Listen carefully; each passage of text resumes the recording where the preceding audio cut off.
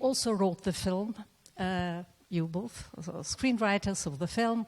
And as far as I know, you always collaborate with the people working with you and eventually with your actors in this process of writing and creating the characters. And I would like to ask the three of you, how did you work on the screenplay? How did you work on your character, adding your personal touch? Thank you so much. Okay. We wrote the film together and with Carlos Salsa, which is another screenplay writer. And we tried to be as open as possible with everybody that collaborated in the film. And so we started talking about the characters and eventually changing certain things about the characters. Because once you see the characters in real life, when they're dressed, when the actors are dressed, certain things change. And so every actor brought their own perspective into the film. And with John, for example, we worked a lot. We changed a lot of things. We gave, let's say, a new voice to Buffalo Bill. I think John can maybe explain it more, yes. But it was a very nice experience for us. Yeah, I mean, I always engage with the director on a film to kind of, shake loose what the script needs to be, because the script in a way is like a theory of what we'll do. And then you get there on the day and you're like, well, this is in reality what we're doing today. So this thing that was written how many years ago or months ago, is a great guidepost, but we have to find our own way into it right now. And with this, we had this great, once we realized that we all loved Walter Houston, especially the film The Treasure of the Sierra Madre, we suddenly understood what our Bill was going to be like, because it really was built, the character was built in collaboration with these guys. And so in terms of screenwriting, I could see sometimes, they speak perfectly good English, but for a character that is a native speaker of English, I thought, I see the concept of what you're trying to convey here, but this is not how a showman might say that. He might say this instead, and they were wonderfully receptive to that. And honestly, their enthusiasm and their eagerness to collaborate about the way Bill would speak and the things he would say are what gave me the courage to be as big as I am in the film. He's a very big theatrical personality, but it was intimidating too, because he's such a famous person. As I was growing up, I thought he was a fictional character. He's so much bigger than life. But anyway, I hope that answered your question.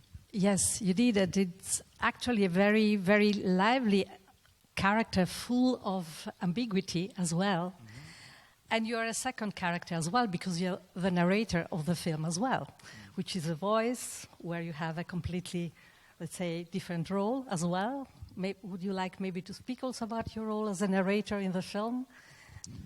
Yeah, well, in a way, Bill is, look, I feel a little bit embarrassed. I'm here to talk to you about my experience on the film, but the film is carried by these two amazing actors, who tell you the story of the movie. My character adds to the myth of it, but I think there was always some way that Bill was contextualizing his experience, because if you're the sort of person who thinks like everything is ammunition for my next story, it's almost like you're writing in your head all the time your version of what the reality of your story will be as these things are happening. But I think the idea of him being an unreliable narrator of what's actually going on in this story was a fairly late idea. There was some voiceover stuff for Bill, but the way that they ultimately did it was a decision that you guys made, right, after the fact. Yeah, because, the idea, what we tried to do was we wanted to make a film, a Western that was set in Italy and shot in Italy and, how do you say it? But not a Western all'italiana. Yeah, but not an Italian Western, because these Italian Westerns were maybe shot in Italy and in Spain, but they were set in America and on the border with Mexico. So we tried to portray an Italian Westernized story, and to do it, we tried to deconstruct the genre, starting from like the basics of the genre, which is a classical Western, because these shows, the Wild West show in particular, was already kind of a fictionalized, portray of what the West was. And in that sense, we were thinking of Bill as he was mystifying maybe the story himself. And that's why he's an unreliable narrator. We wanted to portray, the story that he's trying to build up in these like small dime novels. But I mean, he was such a big showman. He was part of what the Western genre then gained from the story itself. So, anyway, we wanted to deconstruct the genre. This was the main idea of the film, because we asked ourselves a lot of times, what is the purpose to do a Western in Italy today? And we wanted to make our own kind of little Western. I think that's one of the more subversive things about the movie, is that you actually do use the conventions of the Western to tell the story of the emancipation of a woman, her self-emancipation, which is a deeply subversive thing to do. And it's not like, like Bill in the story or Santino in the story are particularly progressive men. They're also still stuck in this past of a patriarchal kind of system, but it's her story. I think that's what really drew me to the project too. It wasn't just another weren't the cowboys great story. And which we understand bit by bit, which is quite interesting. But anyway, I don't want, of course, to monopolize the conversation here. I see already a lot of hands. I take the first one. There is another one there. Microphone will come to you and then to the gentleman in the front row. Right, we start from there. Yes, please. Thank you so much. Thank you. Hello, congratulations to the film. I really enjoyed watching it. I really enjoyed the many ways, the many characters which are in it, and you always believe those stories. And the last point, what you said, I think made it so special, that I know Western as a very male business, and it's so wonderful to watch how Rose rises and gets her character. So I would love to listen to you how the actress was developing. When you said that you developed everything together with the character, how was it working with Rose? Because I really enjoyed very much looking to her. Thank you. We work with Nadia Tereskiewicz, who's the main character, Rosa. She's an amazing actress. We knew that we wanted a character that was not from Italy, no? There was already a stranger in that world, and that will be stuck, no, in this society with this unhappy marriage, violent. And so we find Nadia through a casting process. We were very lucky to meet her, because I think, we were looking for a performer that could really deepen, our idea of her character. It was written, but we work with her a lot. We read the script together for many times, for a long time before shooting. Actually, I think months, no, maybe a year or so. Actually, times goes by very fast when you prepare a film like this. And her contribution was very special, because we, as John said before, we are writers, but then you need to give birth to this character. They have to embody it. And she's Finnish, who grew up in France, speaking French, and learned Italian for the film. Yeah. I mean, I think that's pretty impressive. I can barely speak English. We could barely speak Roman also. And so I think it was, and we work with her a lot also on her look. We had some Western female character in mind that we really liked. You know, there are not so many, but some of them we really appreciated, we loved.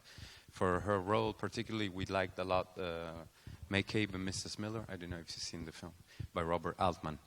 And so we got inspired a bit by her and her look. You know, we gave her the possibility, I think, she asked us to be a little bit outside of herself somehow.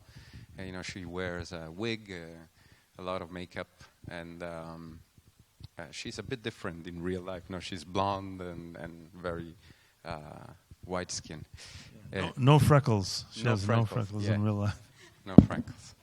And yeah, we work with her as we did with John or Santino, Alessandro Borghi, you know, in collaboration, reading through. We didn't rehearse that much, but we really read through a lot. And, you know, the way we work was very challenging for her also because she doesn't, you know, she speaks Italian, but she's not fluent Italian, and we would often ask her to improvise some scenes, and that was tough for her, but luckily enough, she, you know, did it and trust us, and it was very, very interesting to work with her. I'm very glad, though, that we find her. Thank you. Thank you so much for this tunnel of emotion. In less than 2 hours, we have seen some epic parts, some love, some betrayals. And the question is, how it's built, the tone of the film. It was made up while it was created because there are comedy scenes. There is some very more dramatic and more revolutionary ideas. How can you manage all these genres all together and create a thing that just fit on and survive in less than 2 hours? That's basically my idea. If the tone and the idea of the film was made up and started to do while the scenes were going on, it was like you have a plenty landscape, and then on the lap you're starting to take the parts and the tiny bits that you most think that could fit the film. Thank you so much. Thank you for the question. I think we worked a lot on the tone, trying to get different tones together and realizing that we had different tones. The tone was the most pronounced word on the preparation of the film, one of the most concerned. In that sense, we tried, once we realized there's different tones, we tried to make them different on purpose. And I think most of it, though, was also in the script. In the script, we had ideas like to bridge different genres. And yeah, I think it was a lot of in writing, but then, as we said, working with actors and with great actors, which we had never done before, because we did a film before using villagers in a little town in Italy. And we had the chance to work with John, and Alessandro is also a very famous actor in Italy, and Nadia. So I think every actor was extremely generous, and they really understood what we were trying to do and gave us everything. I think and the tone is. I mean, we mixed not only we have. It's like the famous, the beginning of a joke. The word. So there's an American, a French woman, and an Italian cowboy. But not only to mix all those reality and all this different way of speaking, but also there's John. There's Alessandro, but a lot of the interpreter in the movie are non-actors, friend of ours that have collaborated with us in previous films that don't do that as a job, or let's say Johnny, the guy that goes along with the character of Buffalo Bill. It's our assistant director, that John said we should. He's the guy, and we're like, no, but we need him. We need him to work. No. He has a great look, and so we had to, mix all that, and it was very funny because. Yeah. So did the tone was the tone in the ways that you had expected it to be, or in the editing process did you have to suddenly realize like, oh no, it's totally different when this person appears? Like we need to address that, or. Now we're going to answer two different things, me and Matteo, as always. No, because I think I think most of the things were accomplished while shooting, no? Surprisingly for us, because imagine Severino, acting with Alessandro or Nadia or those situations. I think it was we were lucky enough to work with actors that were, generous to put themselves in that situation. With some non-professional actors that works in a very particular way. But yeah, also with editing, I think some things we fixed. But then talking about your actors and non-professional being almost professional in the meanwhile, like Gabriele Silli, which was your Re Granchio in your previous film, I think, who is getting more and more impressive on screen, or other actors, old Italian actors like Gianni Garco. I would like to mention him. Maybe he's not very well known here, but maybe you can say a little bit more about him and his contribution in the film, because I think it's important also to the genre Western, and maybe you can say a couple of words about Gianni Garco, who he is. He's the old father here to explain to the public who he's playing.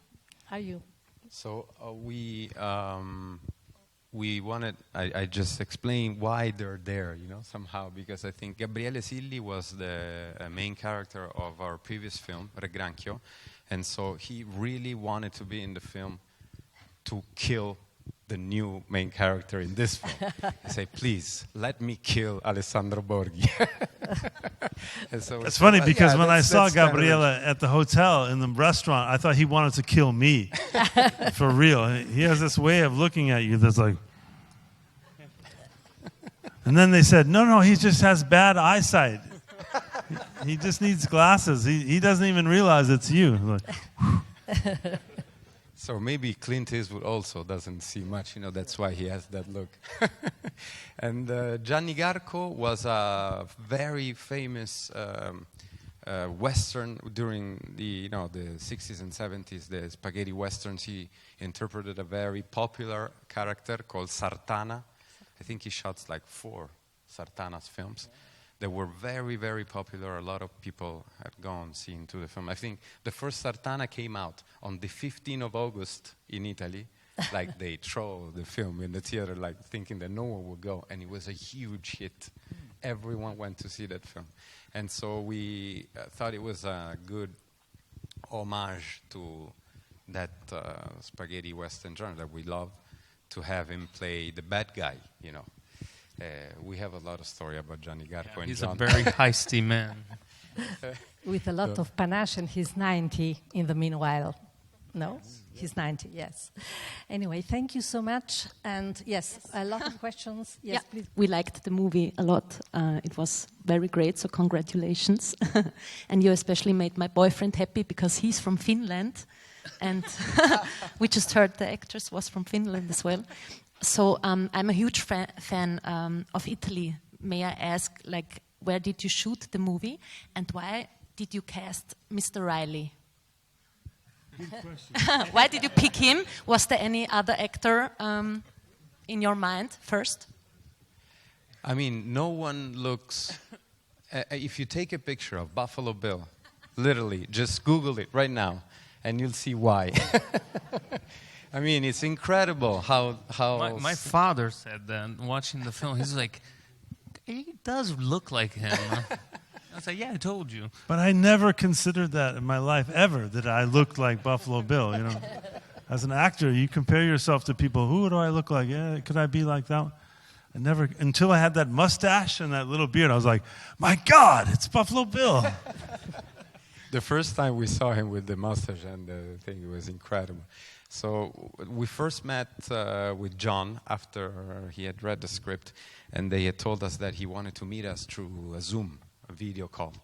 And so we connected there, and our idea, mine and Matteo's, was that we had to convince him, because he wanted to talk to us, but we wanted to convince him to play the part. And so we started this conversation, and John, very fast, he started to giving ideas about Buffalo Bill, and we were a little confused, and we were, but John, if you make this film, it would be great. You would be an amazing Buffalo Bill. Really, please do this role. And after like 15 minutes of us trying to convince, they say, guys, I don't understand why you're trying to convince me. I'm Buffalo Bill. I already decided. I mean, that's it. So we just mute, scream, and it was a very, very funny moment. Yeah, because he's a fascinating character. Bill himself was he was a real person and a very fascinating guy. His father was an abolitionist who was killed for making a speech against slavery in America. His mother was a suffragette who supported early women's rights and the right of women to vote. He was a Pony Express rider, which was when he was 14. After his father was killed, he joined the Pony Express to raise money so his mother wouldn't go broke. Then he was the scout for Custer, an actual scout for General Custer. And so he knew the truth of the Indian Wars, and he knew the truth of the American West. But he also realized people wanted to hear heroic stories about themselves. They didn't necessarily want the truth. They wanted their own version of the truth, and he was willing to provide it. But I think what spoke to me the most about Bill was the relationships he had with the Native Americans after the wars and when he did this show. And he had the love and affection of so many of those families because he was paying them as equals to the white people. They were able to make a living after many Indian tribes were just destroyed by those wars. But he's an interesting guy. He's someone who's smart enough to know the truth, who was raised by very enlightened people who just decided that people wanted the story that they wanted, and he wasn't going to try to change that. It's an interesting, complicated, contradictory character. Print the legend. Yes, you say also this wonderful line in the film when you say people they think they want the truth, but they really they want to hear a good story, and they're ready to pay for it. Yeah. That's I think it's the base of every show, business, whatever in the world. So they like to tell themselves it's the truth. Yeah. Sorry. Yes. But there was. Sorry, the location we shot. A lot of questions in the locations, and then we have 3 questions, 1, 2, 3 over there. Yeah, we shot in the south of. We shot in Rome, the part of the Wild West show, and then we shot in the south of Rome. We have an area called Sabaudia Monteciceo. It's full of myth and legends. Actually, this part of Italy, and we wanted to reproduce these swamps that used to be. This area was all swamps, but we shot at the end of August, so they were all deserts. There was no water, even though we did a lot of scouting and we found all the water. But and then we shot in Tuscany, in an area, Arezzo, the train, and then Massa Carrara, where they cut the marble, and that's all the mountains. We had some marble scenes, and we said, okay, this is kind of too psychedelic. Because the idea was that at the beginning the geography would be more realistic somehow, because they escape from Rome, they go south, so they go through the swamps, and then slowly, while the movie goes on, the landscapes stops to be realistic to the path that they may have taken, and start to reflect a little bit the inner feelings of Rosa somehow. No? Yeah, it's funny, when you're shooting movies, a lot of times, there's some built set, or you're in a sound stage or whatever, and so the challenge for the filmmakers and the actors is, how do we make this fake place seem real? How do we really commit to this and make it seem like we're really here? You go somewhere like Carrera, and you're standing out there in this landscape. All of the locations that these guys find for not only this film, but their previous film, the landscape and the location itself is so inspirational. When you're there, you're like, how do I meet this moment? How do I even stand up to this landscape and do something of importance? So I decided to talk to a crow, and and so for some reason these guys, it was your idea actually. the crow. Yes, there was a question Hello. over there. Hi. Yes, please. Thanks for the film. Sorry for this tiny question, but I really need to know about the mirrors shining on frogs. Where does it come from, this very powerful image? Thank you. We did a lot of research, and we tried to portray what were certain things that happened at the time. You know, they were really building a railroad. Countryside really more or less looked like that. There were really buffaloes, even in Italy they don't know it, but they were brought in 1848, I think. And the mirrors, they actually hunted frogs that way. It was a hunt that they would do in swampy areas. Today, there's no swamps in that area, but You can do the same thing with high-powered flashlights and alligators, by the way. Yes. They'll totally freeze. Yeah. Basically, you reflect the light, and the frogs. Today, it's squid, and so they illegal. can catch it. But it's one of the most asked questions, I have to say so. Anyway, is it over? Yes, I guess our time is up here for the moment, which was very fast. But there will be another screening tomorrow, so you are invited to come again or spread the voice to your friends, Stadtkino, to come and watch this wonderful film and meet these wonderful people that made us the honor to be here with us. Thank you so much. Thank Thank you you for so coming. much. Thank you for staying. Thank you Thank very you. much.